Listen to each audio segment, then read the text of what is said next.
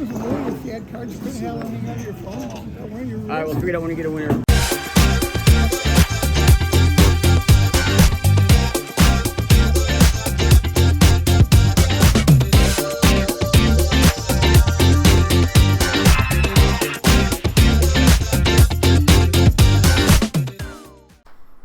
Hey, welcome in Rec.Poker Weekend Day 2. We're going to be going over here. So in our prior vlog, we went over Rec.Poker Weekend Day 1. If you haven't seen that, go check it out. We've got the video out there.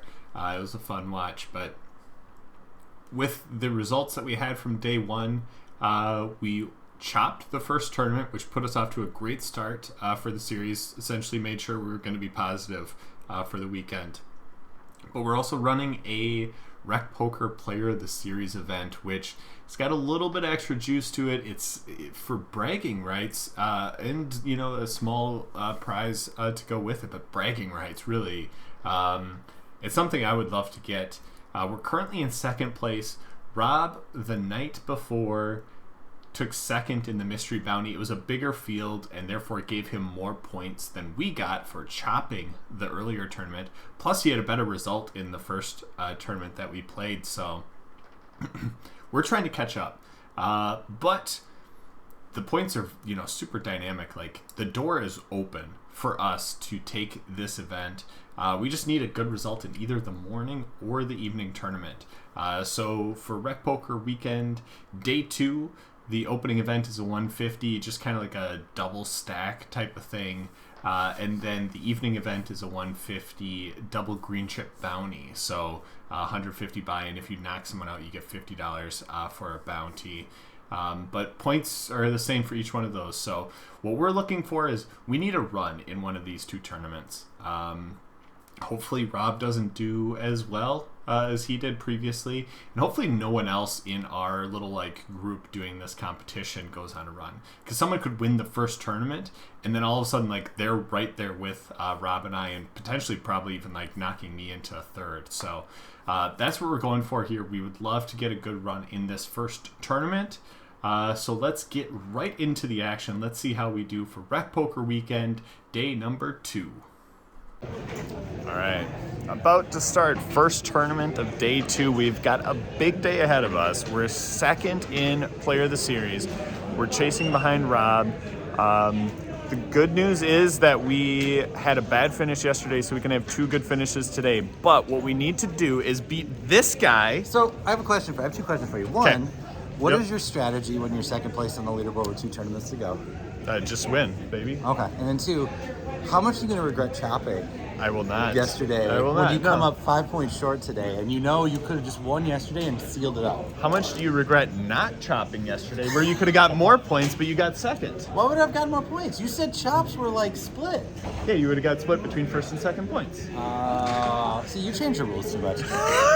All right, here it goes. We got a competition, me versus Rob. We're going to go after this. Let's do it. So our first hand of the day occurs at the 100-100 level. We all pretty much have starting stacks. And if you can tell, I've labeled everyone at the table. We have a table full of old man coffee player types and Rob Gardner, the current leader for our Rec.Poker Player of the Series, at our table. So we're having a fun time. But early stages of this, we have 4-5 suited on the button. We get a call from middle position, another call from the hijack. The cutoff raises to 400. Even with the raise, I think we're still kind of getting the right price here. These small suited connectors playing so deep will generally play well for us. We know where we're going to be at. So we call, both blinds fold, and then the 2 limpers call, taking us to a pot 4 ways, of which we see a king, 10, 6 with 2 clubs. Pretty decent for us. It ends up checking to us, and I think we're going to start our betting here. We have 5 high, but we do have equity with a flush draw. So I bet out 800, get a fold from the first 2 limpers, and a call from the pre-flop raiser. The deuce of clubs comes out on the turn, which is perfect for us. We hit our flush. We have a straight flush redraw, but we're feeling really good about this spot, especially when the cutoff checks to us. We put out a 40-ish% pot bet here with 1600, and then our opponent calls. River's the jack of diamonds. They once again check to us, and now it's really about sizing. What do we go here? A lot of times I think on this board we can go big because there's 3 Broadway cards. We have a flush. They should connect with this in some sort of way, but I also kind of expected them to bet into us if they did hit a 2-pair type of hand. So to me it feels like they have something like king, queen, maybe ace, king, something like that that just isn't going to call too big of a bet. So I decide I'm going to go a third pot here. I'm going to go 2600. We get a really quick call from our opponent, which makes me feel a little bit bad because we probably could have got a little bit more if that was the case. And then especially when they flip over the ace queen here. Yeah, we could have gone way bigger here, but I didn't expect them to call flop and call turn. Well, I guess the call turn makes sense. They had the ace of clubs, but yeah, they didn't lead into us on the river. But yeah, we probably missed out on winning a bigger pot here, I think. So our second hand of the tournament that we're going to go over, we get a limp from the low jack, folds to us on the button here, and we go 4.5 bigs to charge a price. We've got a nice ace. I'm assuming they're going to be raising a lot of their better hands than this. So essentially we're raising to 4.5 here to really charge all those marginal hands that they might have. Both blinds fold and the original limper calls. So with 2100 in the middle, we get a flop of 8-7-4, pretty darn good for us. Our opponent checks. Normally in this spot, I bet relatively small. Usually my standard sizing is like 500 or 600 here. But with top pair, I'm going to go a little bit bigger, try and get some value out of stuff. So we go the clean 1000, and our opponent calls. Turn is the 6 of hearts, which is a bit concerning. Our opponent checks to us, and I decide to check back. I figured they have a lot of 7-6, 9-8, diamonds, potentially hearts. I'd rather just kind of play river a little bit easier, so I decided to check back here. Definitely could have bet. I mean, we still have top pair. We've got an ace blocker to one of the flush draws, but I decided to check. River's a deuce of clubs, really nothing. Like, that's like one of the perfect cards for us. It misses all the different pieces. Our opponent's going to bluff into us with all their misdraws. And they bet out just over half pot, 2200. No point in raising for us here. We put in the snap call, and our opponent shows jack 9. So they had 2 overs and a gut shot. They whiffed. They went for a bet on the river, and hey, we caught them bluffing with a hand that had pretty good value anyways. For this next one, we're at the 200-400 level. We're under the gun +1 with ace jack offsuit, and we open to 1000. It folds over to Rob Gardner, who, at this table we're full of old man coffee, but Rob is the only other player that's kind of as young as us, I guess. I mean, he's more middle-aged, and he's definitely like a middle-aged man coffee. So yeah, middle-aged man coffee calls 1K. Old man coffee calls the 1K, and the big blind folds. So we're 3 ways to a flop here, and we get a flop of 8-5 deuce, 2 spades. We've got the ace of spades. We've got 2 overs to this board. Relatively, a missing board. Like, if the big blind calls, this hits the big blind range a little bit more, but the button and the small blind should have, a decent amount of like Broadway-ish types of cards. This really shouldn't hit them that well. So when it checks to us, we put out the small continuation bet with the ace jack. Rob decides now to put in a small raise to 2200.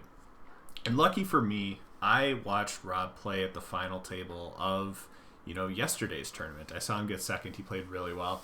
I saw him take this exact move when he had a pocket pair that was just slightly bigger than the board. It is like so oddly familiar to an exact hand that I saw him play that I feel relatively confident he's got 9s, maybe 10s in this spot. But then the small blind also calls, which to me feels like a spade draw, or maybe like an 8 that can't get away from it. And it comes back to us, and I think with the ace of spades, with the 2 overs, I think we just call here and just kind of like see if we can get a spade to roll off. If a spade rolls off, we can definitely represent a flush. If an ace or a jack rolls off, we should be good. So let's call here, and let's see a turn card. Turn is the king of clubs, not exactly hitting with our range. The small blind checks, and it gets to us, and I decide this is the time where we can wake up. Who does this king help? Well, it helps our range. Like, it doesn't help Rob, especially if our read is right, that they've got, like 9s or 10s or something like that. It also doesn't help the small blind because they probably have an 8 or a spade draw, although it could be the king of spades. But, that player type, I wouldn't doubt if he actually leads, if he hits his king here. So we decide we're going to start threatening the pot. We put out a chunky bet of 3,500 three ways. It's really threatening stacks for both these players. And I think it puts pressure on what their most likely holdings are. So hopefully we're not up against a set or anything crazy like that. But we bet 3,500. Rob folds, and the small blind folds. So we take one down pretty nicely there. So after getting off to a nice start, we built up a nice chip stack. We see a limp from the hijack in this next hand. We have jacks on the button.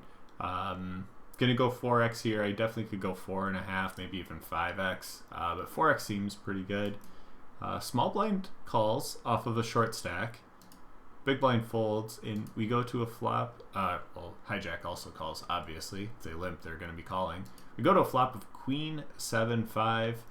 Small blind just open jams for their 10 big blinds. Opponent folds, gets to us. Like, so often this is a queen, but they're betting 4,800 into a pot of 7K. Like, we don't really have to be right all that often for it to work out. And if they do have a queen, maybe we can hit a jack or something like that. Well, we call. We've got the run out. Let's see how this rest of this one plays out. You only needed a 1, just so you know. So losing that jack stinks. I mean, it wasn't a huge pot, but still puts a little dent in there. We lose a few more. We just are folding a lot. We get 3-bet a few times. We just have to fold. Rob catches some video of us doing that. So thanks, Rob. Always fun to see myself fold a bunch of hands. But then we get into a weird one. Opponent opens. We 3-bet with 2 black queens. Hey, there's the first instance of us getting queens. We get it all in. But they also have an interesting hand. Let's see the run out.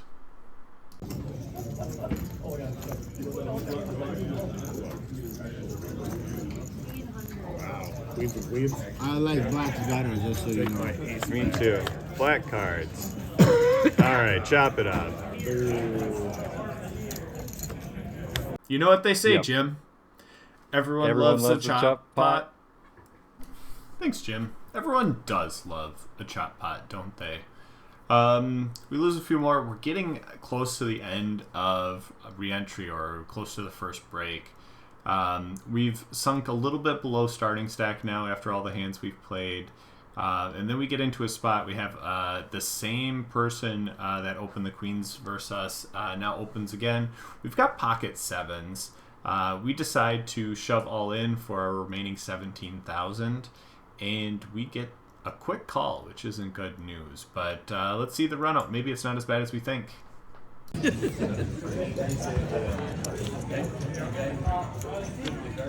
Kings will run it out, and he's got... Hiya. Just run into it. But the good news is we can register. It's essentially like a max late registration. So we're going to get back into this thing. But Rob's got a little needling he's about to do. All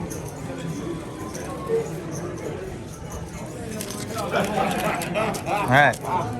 You're not going to have time to rebuy a third time. I just want to, this is it. That's okay. First rebuy of the day, or of the series. Yeah, we're good. When do the points kick in? What place? They're always in. Oh, they're always in no matter what. All right. So this is like an epic lasts longer.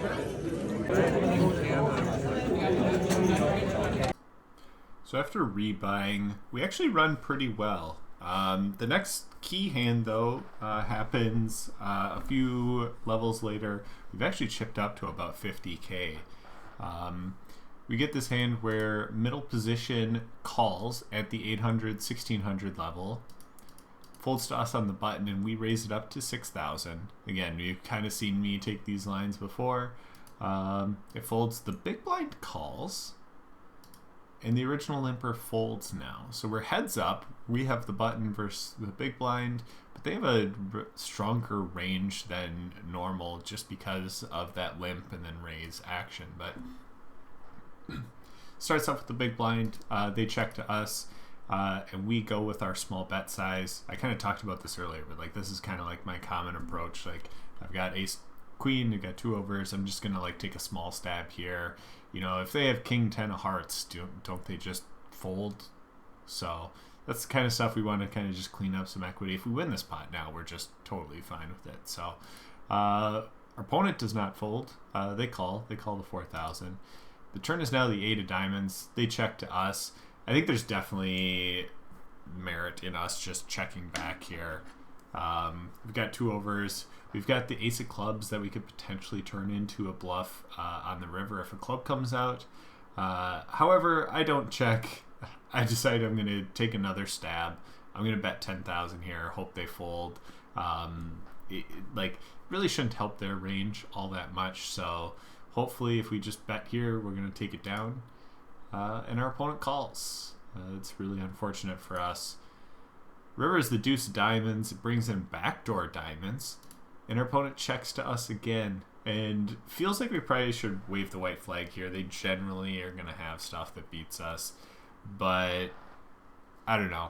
Something about this said, if I make a big bet here, if I go all in, I'm going to get a decent amount of folds. This could be the catalyst to a good run. So that's what we do. We stick it all in. In hindsight, I don't really like this. It feels very bluffy. Like, what do we realistically have in this spot? If we have ace-jack, are we really going for this? If we had backdoor diamonds, we would definitely do this, but we don't have a single diamond in our hand. So we jammed all in.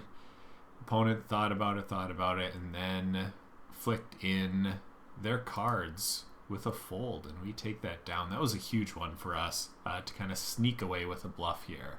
But we're not done bluffing, because we get into this next hand where we have the under the gun limp, folds over to the cutoff also limps, and then we in the small blind with king 8 off kind of go for that same thing. Like, we've been raising over limps a lot today. This is probably one of our weaker holdings, but people have been playing very passively post flop, so I'm going to raise here and attack. We raise to 11k. The under the gun limper calls and cutoff folds. We get to a flop of ace 7-6. We've got the king of spades here, so we do have the backdoor flush draw. But I'm going to approach the spot. I'm going to be stabbing a 4th pot like so often here. So we go 75k. That's right around a 4th pot, and under the gun calls. And I feel relatively decent because I think a lot of the time they're going to be raising their aces here. But otherwise they have a lot of like other stuff like 9s, 10s, you know, maybe like 7-8, something like that we can ultimately get to fold. The turn is a 6. It kind of scared me a bit because I did think for a second they might have like some 6s, so I checked, but I could definitely see just like continuing the pressure. I think this makes more sense than the ace queen hand that we just had to keep applying pressure. But we decided to check here, and under the gun also check back. River's a 4 of hearts really is nothing here. We've got king high. It feels like we've got to take another bet here to try and win this. And I don't think we have to go that big. Last time we went all in and it was about a pot size or, you know, close to it. Here I think we're just kind of representing an ace that's trying to eke out a little bit more value. So I go 17.5. Under the gun player folds, and our friend Dan Kennedy joined the table at this point. So as he showed up, he saw the bet and me take it down, so I had to flash him the king 8 that we bluffed with. And then once I showed him the dealer flipped my cards to make sure that I could show everyone because, show one, show all. And that got this under the gun player really mad. And we play with them later, and they end up calling us down light because of this bluff that we had in this spot. But it worked out for us. So I'm happy about how this one turned out. But now we've got a huge chip stack.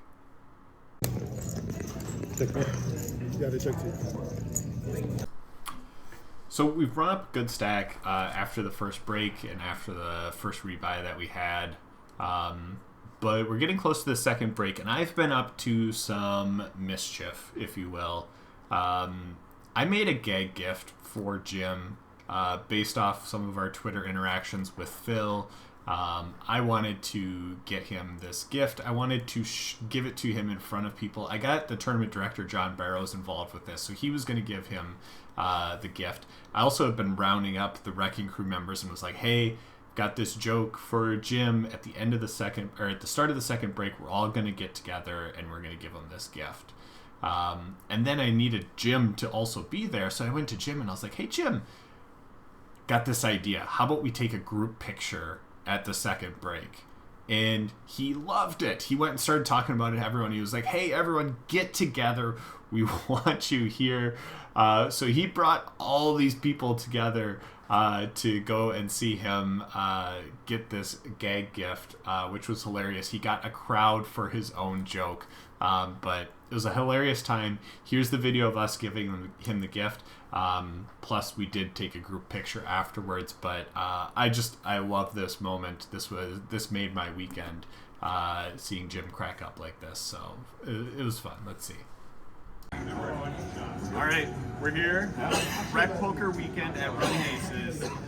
First time we've been able to get together in a long time, and we just wanted to give Jim a little gift here quick. Oh no! So, John, They got me involved, and we, started thinking about some things, and so Jim, in all of your appreciation for you and everything you've done, making this such a cool community.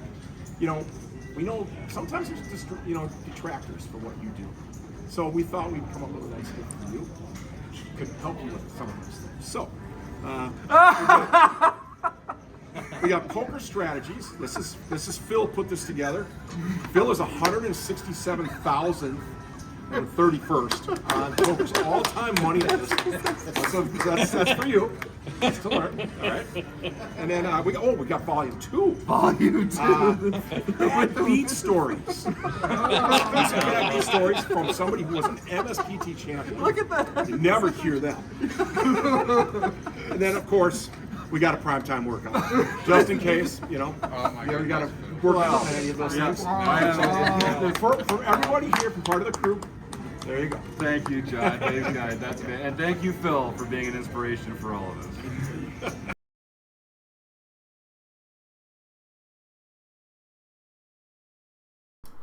So enough with the jokes. We got the jokes out of the way. Let's get back to this tournament. So where are we at with this? We have a big stack. We're doing great. We're about 3 tables left.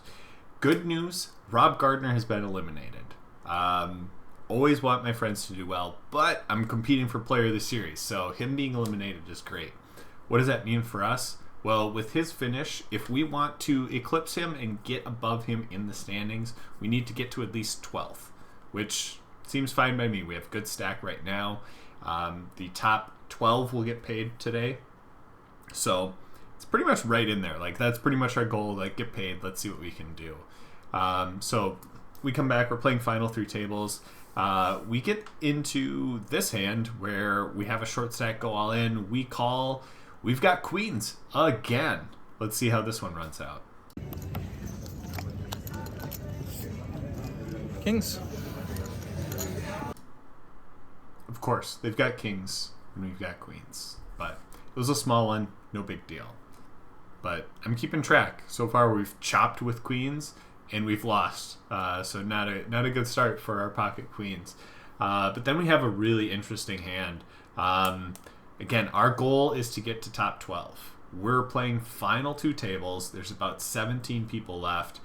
We open from the cutoff with pocket 4s. folds to the big blind, which is Rick the Good Dog. He plays in our Rec Poker home game, played with him a decent amount of times, but he's there live in person, and he 3-bets us. So blinds were at 2K, 4K, we go to 8, he goes to 24.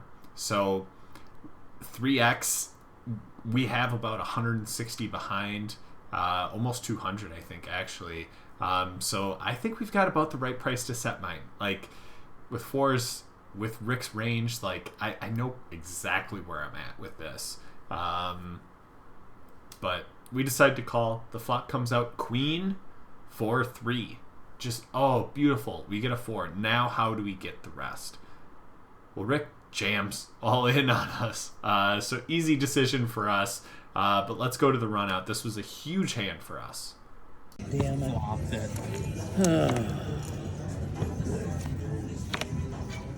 Full house.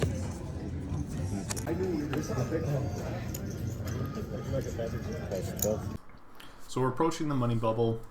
We've got a big stack. Great spot for us. Playing just a bunch of small hands, putting pressure on the middling stacks. It works out really well for us. There's a hand versus Rob Adsom, who's in our Player of the Year series event, where I got kings on the button. I 3-bet him. We go see a flop. It doesn't go further than the flop, but we win a nice one there. We get it all in versus short stack. We've got ace-8. They've got ace-7. Unfortunately for us, it runs out with a 7, so our opponent wins there. But then just a few hands later, we get it in ace-7 versus a different short stacks, ace-8, and then we win that one. So kind of fair, ends up working out. But then we get into a different one versus that original person that we doubled up when they had their ace-7. They go all in. We call with pocket 8s. They flip over the jacks. Ugh. But we got the run out of that one. Let's go check that out. Oh, I'm gonna win.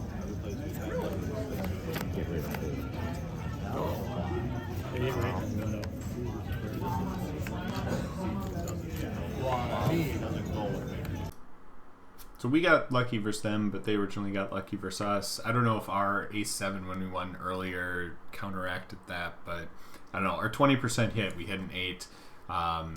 Now we're going to the final table as the chip leader. We've got, what is that, like almost 500K in chips. Great position for us. There's 8 people left. We're just cruising along and doing great. So we're at the table playing 8-handed. Typically at the final table, there's not a whole lot of hands that get to turn or river action, and therefore I kind of show some runouts. But we did get this one. This was an interesting hand. Played out against Rob Adsom. We still have short stacks, and believe it or not, we actually did a podcast episode about this, breaking it down a little bit further. So if you want to go check that out, go check out the link for this 8-8 hand on a monotone board. But for the sake of this one, we have 8-8. We make a min open, and Rob calls from the button. Both blinds fold, and we go to a flop. Like I said, it's a monotone board. So Jack 10-4, all spades. We've got the 8 of spades. We check. I think we can bet small here or check and see what our opponent does. To me, a check feels great when we've got an under pair and we've got a spade. We can kind of react. We're not going to be folding. But Rob puts out a bet of just over 2 big blinds. We go with the check call route. Turn is the queen of spades. Good for us. We have, a flush now with the queen, jack, and 10 of spades out there. It makes it a little bit less likely that they've got a flush. But we're going to continue our check route. We check. Rob then bets 3 big blinds, leaving himself just over 125K behind. We call. Again, we've got a flush. We're going to react on rivers. We're going to see what happens. The river's a 7 of diamonds. Really doesn't change anything. Not really worth jamming here, I don't think. So we check. Rob checks behind. Rob shows the king jack offsuit, and our flush wins here. Good for us. The next big hand comes up. We open. We've got, hey, queens. Can you believe it? Look at us. We've got queens again. Rob Adsom jams from the button. We call it. We've got the run out. Let's see how we do there. Didn't you say there was a way if you had cards you couldn't have on your phone? All right, well, figured I want to get a winner. Put them over. What's the most hit set? Fours. Excuse me. Okay. What's your Good luck, license? guys. GG's, Rob. But I guess we're just running hot with the cards today. So I don't know if you heard the guy at the start of the clip. It was the same guy that we bluffed earlier and then had to have it shown. The old man coffee from that hand. He's upset that we have our phone out, but we had to let him know, like, we've talked with the tournament director. We've got approved to do our vlogging there. So fair warning, everyone, is like, you're watching this, like, you can't necessarily just go into a card room, just start recording stuff and have it be all right. I made sure I worked with the tournament director, got the okay before doing all this. But he wasn't too happy with me after that bluff and with other hands, but we're not done with him just yet. So this next hand isn't first him, but it's a relatively simple-ish hand. We open, we get jammed on, and we've got to decide, do we want to call it off with king, queen suited? It's for a big stack. Like, we may have a big stack, but everyone else also has pretty big stacks. Like, it's a high cost of confrontation as we go through this. Ultimately, I decide king, queen suited's gonna be good enough here. Let's hope we can hit, because it feels like we're almost always behind. But let's see the run out. Even Rob Gardner's there. He's watching us make the run. He's like, I gotta see how this goes. So he recorded us in the hand as well. Queen suited. I like Go. kings. I like kings.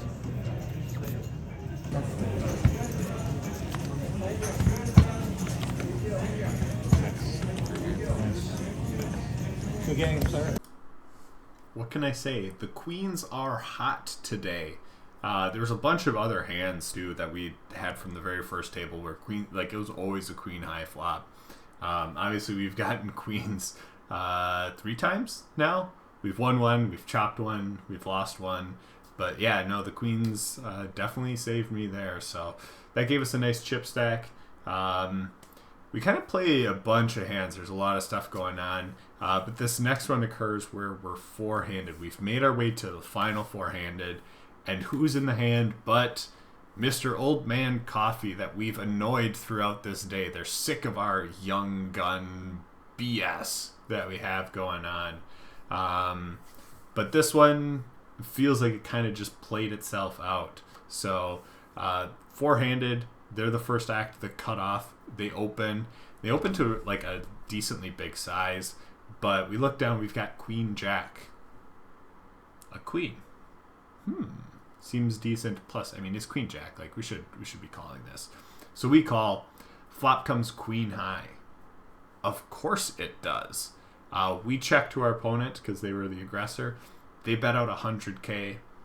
We click it back. We go 200K, expecting them to be in a bunch of pain, sick of, like, hating this, hating what we're doing, and they just jam all in, which we've got like 200 out of our 600K in there. They've got less than us, so even if we're wrong, but I mean, it's queen jack on a queen high flop. What do they have? Ace queen, kings, aces? I don't know, but we call, and here's that run out.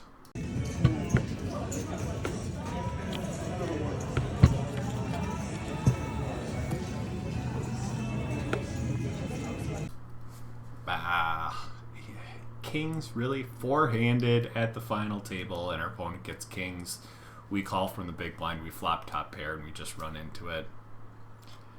We weren't out. We got left with like 100K. Really wasn't much at the blind levels. We go all in, we lose. We go out in fourth. So we get fourth place points. That's great for us. We are closing the door on Rob because now we have jumped into first place. We've taken that over. However, a new contestant has emerged in this competition because once we got down to final three-handed, within that final three-handed was Eric Ebsen, who did decent in tournament 2 and now has a chop of a three-way chop in the third tournament. So although they're behind, they can definitely catch up. They're a definite contender as we look through this. So we're in first, but now it's about holding everyone off. But that was it for our first tournament. A good result for us. I mean, again, like we've got a first and a fourth now, so it's been a heck of a weekend. But there's one more tournament left, the double green chip bounty, that we're gonna jump into essentially immediately, because by the time the tournament ended, the bounty was just starting, so I was able to get into the bounty right away. So let's get into some bounty hands right away and see how tournament 4 goes for us. So our first hand of the mystery bounty that's somewhat important is we get an under the gun limp, folds to the low jack, who raises to 1500, folds to us in the button. We've got pocket tens. We decide to go to 4K here. Important point in this bounty is that we started with 15K, so we're relatively shorter stacked. What I'm trying to accomplish with this is just, I'm already getting the chips in the middle, but I don't necessarily want to jam for 15K here. I think it's more likely that if we just, you know, go a little bit smaller, we can play this post flop and still try to get the chips in the middle. So we go to 4K, folds back to middle position, who calls. So, you know, there's 9.5K in the middle. That's about what our opponent has behind. So we're trying to get the chips in. It's an ace 8-3 flop though, so we're not all that excited about this flop. Middle position checks, comes to us. I think a small continuation bet here works for us, and then we can decide, are we willing to get the chips in on later streets. So we put out a 3K bet. Our opponent calls.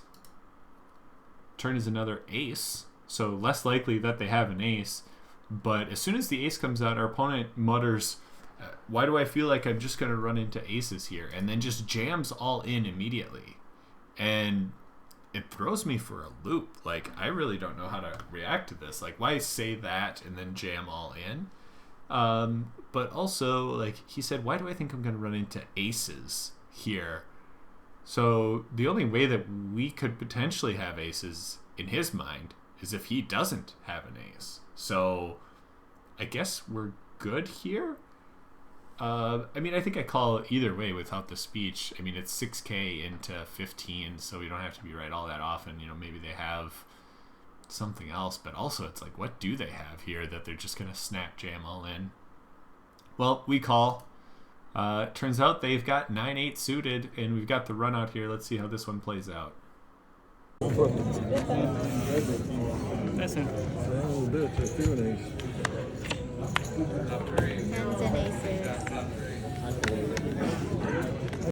All right, we got a bounty there with the pocket tens. That's great. Next hand worth talking about, under the gun limps, folds around to us in the small blind. We've got king 4 off.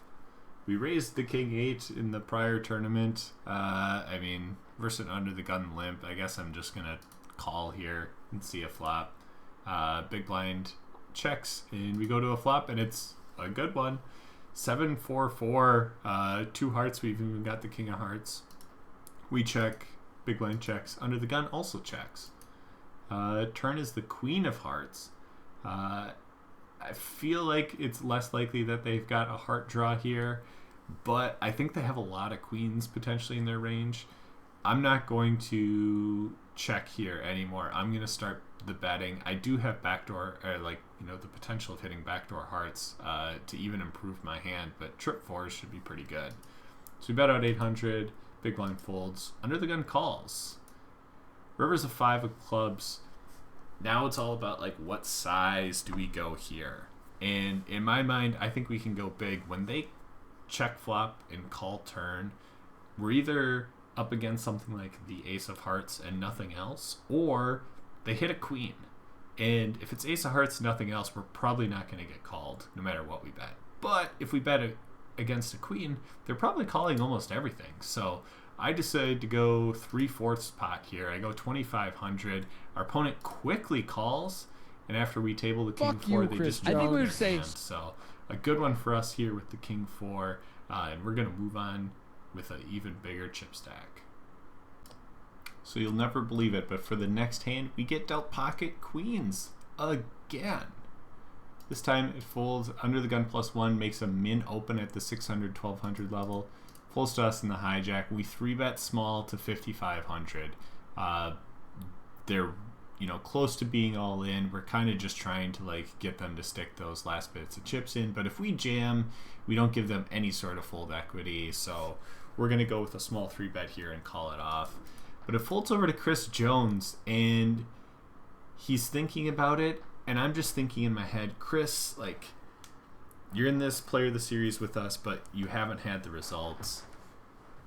Just get out of this. Do not put chips in the middle. I have it here. Please just fold. You're a nice guy. You do a lot for the Rec Poker podcast. You also do a decent amount for the poker guys and their podcast. Like, you're just overall good guy in the poker community. But he sticks it in the middle for 14K. The original raiser folds. And we call it off. So let's go see the run out. How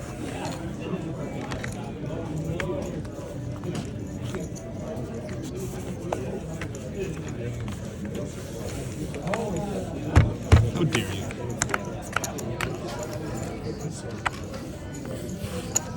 I feel good about this one. So yeah, Chris just has aces there. And I was trying to be the nice guy. I was honestly thinking in my head, I was like, please don't call, Chris. Please don't call. But then I started to think of something else. It's something the poker guys once said on their podcast, and I thought it really resonated here. Yeah, that's it. Yeah, that's what I was thinking of. But I don't know. It feels a bit like a bit of retribution that I get in this next hand. So it's a bounty tournament. It's a turbo. It's moving quick. We've got a lot of people covered. We open 9s. We get jammed on. We call. They've got 5s. Chris Jones's hand. Let's see how that runs out. You almost missed it? Yeah. Let's see him. Yes. Taylor, that's not good. Oh man, I'm sorry, Taylor. No preemptive sorries. It's not coming. Waller skates.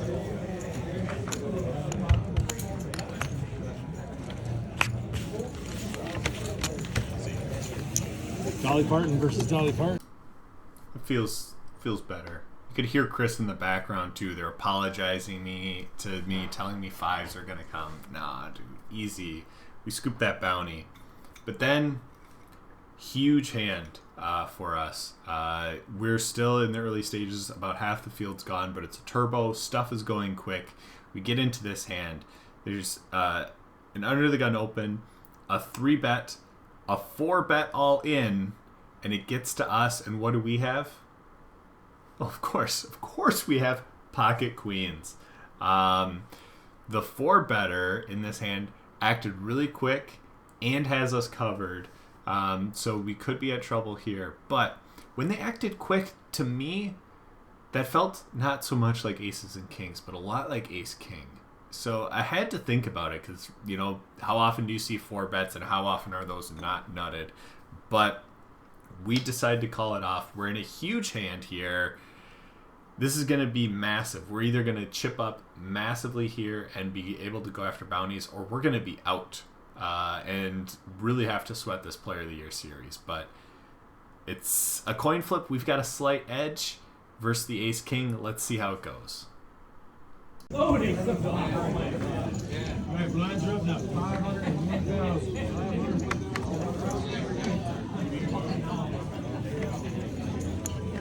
And I'm not out.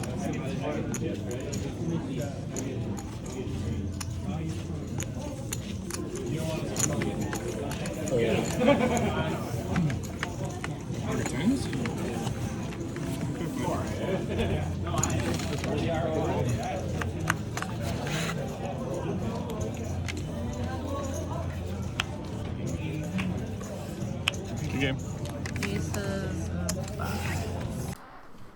Ah, man. Queens just didn't have it for us today. We got it dealt 5 times. 5 times in one day we got dealt pocket queens. We lost with them 3 times. We chopped once and won 1 singular time. But it was still a good result for us. The first tournament we got 4th. The second tournament in the bounty, we got 2 bounties, so we were essentially only in for $50. But the Player of the Year series is now out of our hands, and we need to see how everyone else does. Rob is still in. We go and check on Eric Ebsen because he's going to potentially catch us. Right as we bust, he also busts. So that's 1 person down. So now what do we have to worry about? We have to worry about Rob. What does Rob need to do? Well, oddly enough, we needed 12th to surpass him in the first tournament. He now needs 12th to surpass us in this bounty tournament. So we're going to have to sweat that out. But there's also a few other people that could win and just straight up take first place in the Player of the Year series. So we're going to have to pay attention to them. So it's late. We've been at Aces for 48 hours straight, essentially. I decide I'm going to head home. I'm on my way home, not an hour later, and I get a text from Rob. He's been eliminated. He says GG's. That's great for us, but it doesn't mean it's actually over. Gibber could surpass us by getting first. Gibber, we're paying attention. We're getting text updates from people. Gibber makes the final table. So he's going on a run in his own right, but gets knocked out in 8th. So GG's to Gibber. He had a really good run. But what does that mean? That means we lock up Player of the Series. We got it. The very first one that we've done for Rec Poker Weekend, we take home the Player of the Series. It's something we were going for. It was something that means a ton for me because these guys give me crap all the time. They really do. But when it comes to inaugural things, I've got a rap sheet. I'm the very first Player of the Year that we've ever crowned. I won the first Marek Madness. I have a gold pin. There's just a whole bunch of stuff that I just have won on the first go around that we've had, and this just adds to it. I'm Mr. Inaugural, so take that, everyone. Our first place and our 4th place were good enough, but yeah, no, it was a super fun weekend. It was great to see all the guys. It was great to play. It was great to do well. That always makes things go a little bit easier, but I had a ton of fun at Rec Poker Weekend. We're going to have there's another one scheduled for August of this year. We're probably going to do a Player of the Year series. We're probably going to run the vlog back again for it. However, we're probably going to do some Vegas stuff in between then, but hopefully you enjoyed the vlog. If you haven't, you've made it this far, give the video a like, please. If you haven't subscribed to the channel, I don't know what you're waiting for, but there's a subscribe button below this. Go click that. But yeah, otherwise, if you have any comments about it, throw those in the comments down below. Thanks everyone for making it this far within the video. I appreciate you guys watching it. I wouldn't make these if you guys didn't watch them. So this is for you. But that's it for Rec Poker Weekend. We did it. Player of the Series. We'll see y'all next time. Peace out.